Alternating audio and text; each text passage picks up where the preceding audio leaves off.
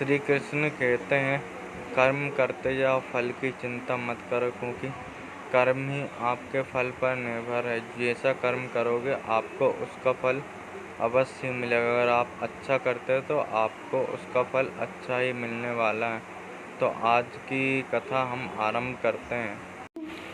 एक राजा था जो अपनी प्रजा का बहुत ख्याल रखता था। वह अपनी प्रजा के बीच जाता और उनकी समस्याओं को सुनता था। वह कोशिश करता था कि वह उनकी समस्याओं को दूर कर सके। उनकी कर्तव्य निष्ठा के चर्चे दूर दूर तक फैले हुए थे। एक बार राजा अपने राज्य में भ्रमण करने के लिए निकले हुए थे, तब उनके कुर्ते का बटन टूट गया। ये देख राजा ने अपने मंत्री को तुरंत बुलाया और उसे आदेश दिया कि वो गांव से एक अच्छे दर्जी को बुला लाएं जो उनके कुर्ते का बटन लगा दे। यह सुन मंत्री ने गांव में दर्जी की खोज शुरू कर दी। संयोग से उन्हें एक दर्जी भी मिल गया। गांव में उसकी एक छोटी सी दुकान थी।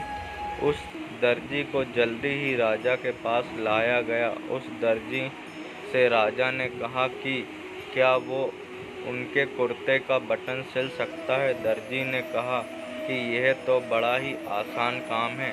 दर्जी ने अपने थैले से धागा निकाला और कुर्ते का बटन लगा दिया। राजा बेहद खुश हुआ और उससे पूछा कि वो उन्हें कितने पैसे दें। इस पर दर्जी ने कहा कि कितने से कम के लिए वो पैसे नहीं ले सकता। इस पर राजा ने कहा कि वो इसकी कीमत जरूर देंगे। दर्जी ने सोचा कि उसने तो बस धागा ही लगाया है, तो उसके 2 रुपये मांग लेता हूँ। फिर दर्जी ने सोचा कि कहीं राजा यह न सोचे कि कितने से काम के 2 रुपये तो गांव वालों से कितना पैसा लेता होगा। यह बात सोचकर समझकर दर्जी ने कहा कि वो अपनी इच्छा से जो भी देंगे वो ले लेगा।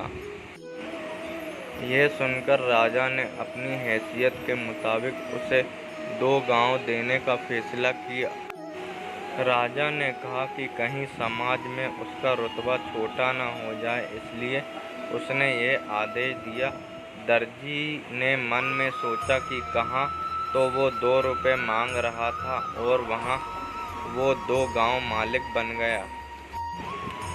सीख, इस कहानी से हमें यह सीख मिलती है कि हम सभी अपनी क्षमता के अनुसार सोचते हैं, लेकिन भगवान हमें अपने हिसाब से सब कुछ देता है। हम छोटा मांगते हैं और कई बार भगवान हमें उनके देने की क्षमता के आधार पर कुछ अच्छा और बड़ा दे देता है। इसलिए गीता में श्री कृष्ण ने कहा है कि कर्म करो, फल की चिंता मत करो। यही इस कहानी का सार है।